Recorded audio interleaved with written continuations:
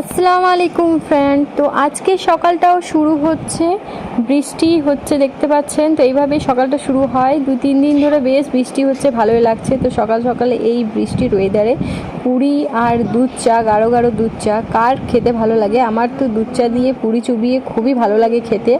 আর সাথে ঘুগনি ছিল, তাই ঘুগনিটা দিয়েও মাঝে মধ্যে খাচ্ছিলাম। তো খেতে খেতে ভাবছি আজকে কি রান্না করা যায়, কি রান্না করব সেটাই ভাবছিলাম। আমার তো খুবই ভালো লাগছে যে পুরি দিয়ে দুধ চা খেতে। তো কার কার আমার মতো দুধ চা দিয়ে পুরি খেতে ভালো লাগে জানাবেন। আর কয়দিন ধরে এতটাই রোদ ছিল, এখনকার ওয়েদারটা খুবই ভালো। 2 দিন ধরে বৃষ্টি হচ্ছে, মনে হচ্ছে যেন বর্ষা পড়ে গিয়েছে, ঢুকে গিয়েছে বর্ষা। তো কি টেস্টি ছিল, দারুণ লাগছে খেতে। আমাকে এরমভাবে খেতে খুব ভালো লাগে।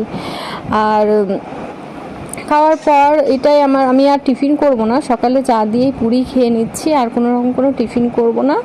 আর শুধু আরিশকে কিছু খাওয়াবো সেটাই ভাবছি। ও তো দেখেন সকাল সকাল উঠে পড়েছে, কিছু খাচ্ছে না, একটা কুরকুরের প্যাকেট নিয়ে বসে আছে। এই যে দেখতে পাচ্ছেন, এখানেই ও বসে থাকে জানলার ধারে, কে পেরোচ্ছে এগুলো দেখে আর খাবার খায়।